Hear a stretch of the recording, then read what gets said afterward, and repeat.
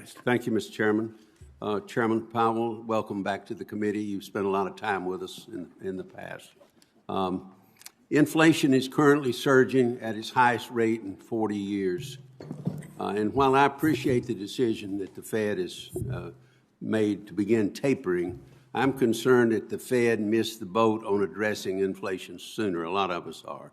And as a result of that, the Fed, under your leadership, has lost a lot of credibility. I only have a little time, so I have a number of questions, and I know you can probably remember them, but maybe together we'll remember them all. But I'd like to touch on this, if you would, I'd like for you to.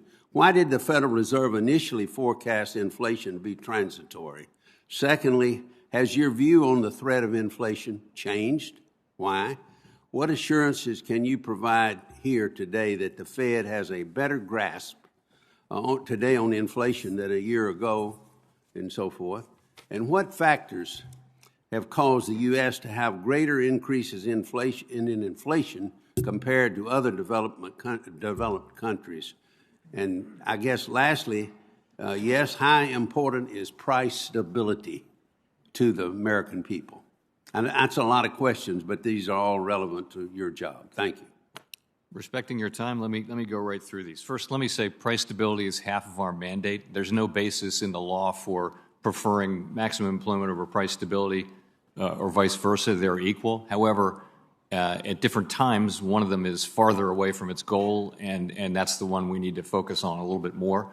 Sometimes that's maximum employment. Sometimes it's inflation. I'd say now it's inflation. So on inflation, why do we say transitory? We said that because we thought that these supply side bottlenecks and shortages would be alleviated much more quickly than they have been. There's no empirical experience with this before. We haven't had the global supply chain collapse. We haven't had this kind of a labor force shock before. So we and essentially all other mainstream forecasters forecasted that by now we'd be seeing much lower inflation. And that's not what happened. So what's changed is that, just as I mentioned, the supply side constraints have been very persistent and very durable. We're not seeing really a lot of progress. If you look across, the global supply chains and what's happening domestically, look at our ports, look at Long Beach and L.A., the two big ports on the West Coast for Asia. The number of ships at anchor is still at a record level. So we're not really seeing yet the kind of progress we essentially all forecasters really thought we'd be seeing by now, and that's really what's driving it. I think we did foresee the strong spike in demand. We didn't know that it would be so focused on goods, but so that's really what happened. And so I think we learned that it wasn't that it was just this is a unique set of circumstances. We haven't had really the United States economy is so dynamic. The supply side adapts quickly. And, there are new companies being started and old companies dying all the time. This is a situation where there actually are hard constraints. People want to buy cars. Car makers can't make any more cars because there are no semiconductors. So that's never happened. I can't think of another example of that, and that's true across. So what factors really? It's the supply side. Did I miss any? I like to think I covered, at least touched all five of those.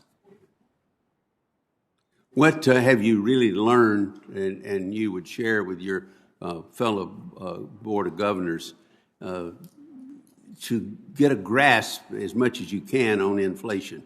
Because a lot of us have been on the committee a while, and we remember what Dr. Volcker did with the Fed under his leadership.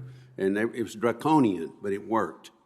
I hope we won't have to do that, but you've got to do whatever you have to do. Do you agree? We have to achieve price stability, and I believe we will, and I'm confident we will. And again, it's not just a question of restraining demand, although that will be. Right now, we're stimulating demand with very highly accommodative policy.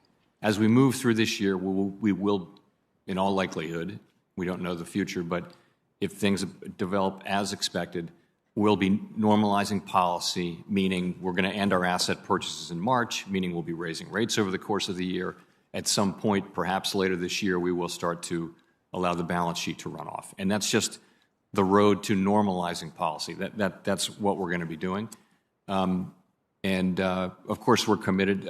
But we also we do believe, and I think widely it is believed that these supply blockages will be alleviated too, so that there will be more supply as well, more labor force. But people will be coming back into the labor force. We'll see more recovery, although it's been slow from participation. And we'll see these global supply blockages coming down. We'll see some more cars, although that's going to take some time.